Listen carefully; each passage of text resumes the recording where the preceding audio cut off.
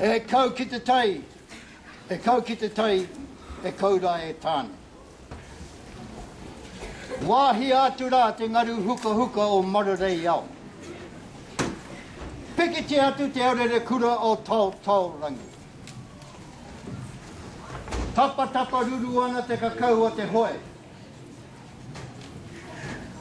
E au heke ana, e ara tutu ana te huka o Tangaroa.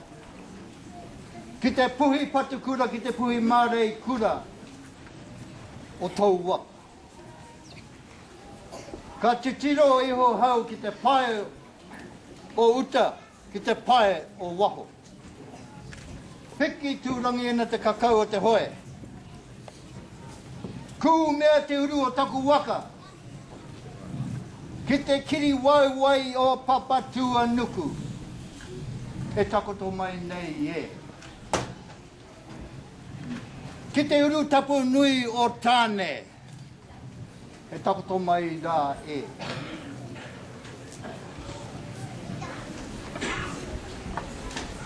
Pati rua te hoe o Paupoto. Tau ake ki te hoe nā kura. He ari ki patu manawa, tū manawa, he kura ki taku manawa. Ka irihia ka iria ki te wai o nuku. Ka irihia ka iria ki te wai o rangi. Ka piti au ki te whai au ki te ao marama. Tupu kere, tupu wana. Ka haere mai te toki o haumi e, hui e, taiki e.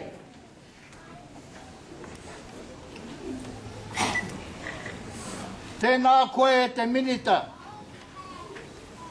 E kiri topa, Chris Finlayson. Te roia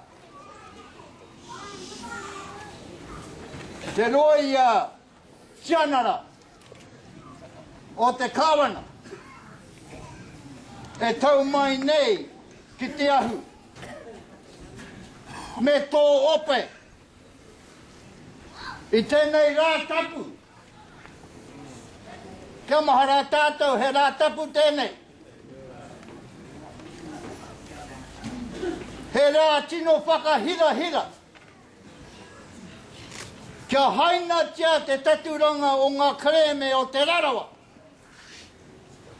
Me o nā hapu. I runga te ngākau whakapono.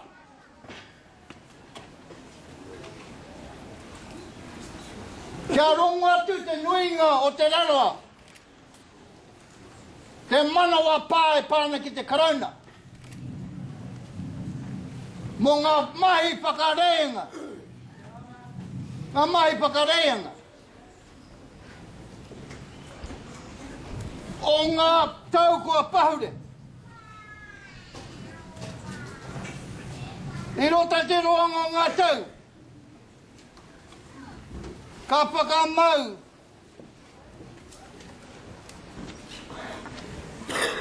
E te minita.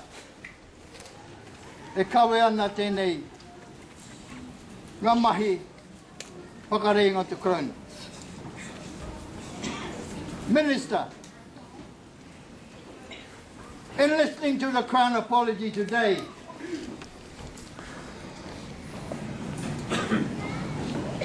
in listening to your Crown apology today,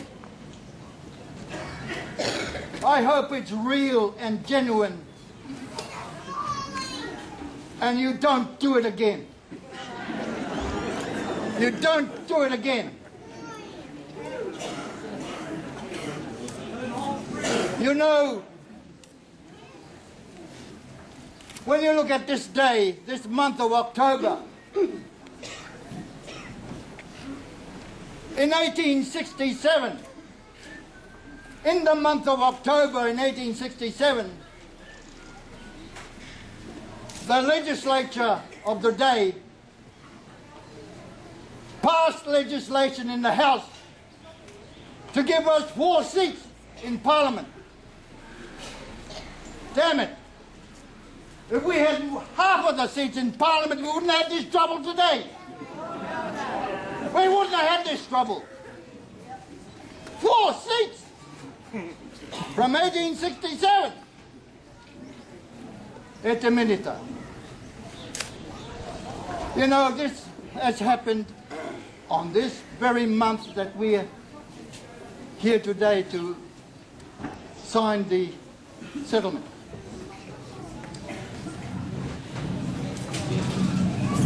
Ngā mahara hoki kia rātou I parangi o te huarahi ne.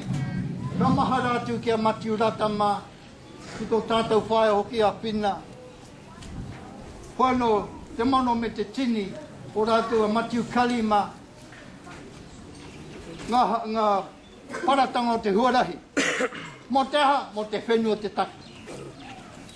Mo te whenua te taki. Engari kia mahara tātou. E kore taia kia mauri e koe te whenua ki te rangi. Bueno ko wahi tano ki konei.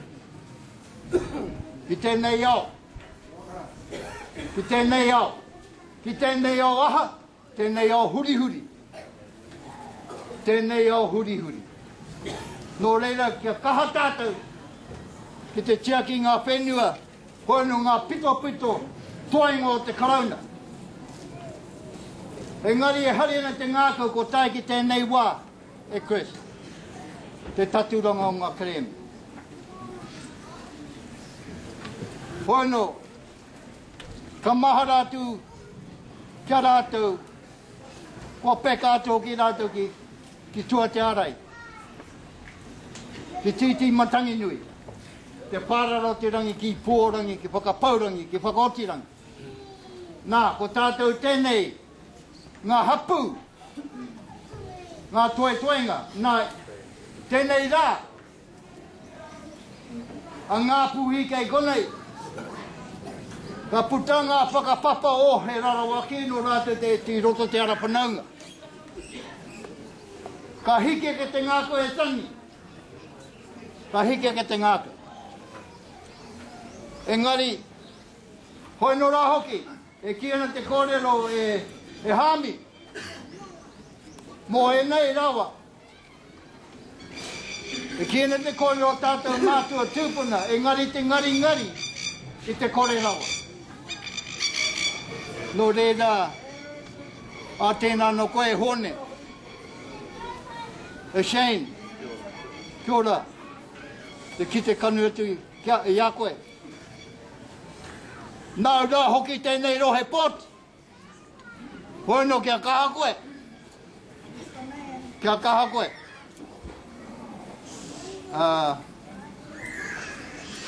Nō reira, e kore tōraungi a wini mihi. A sani e tatori mai ana.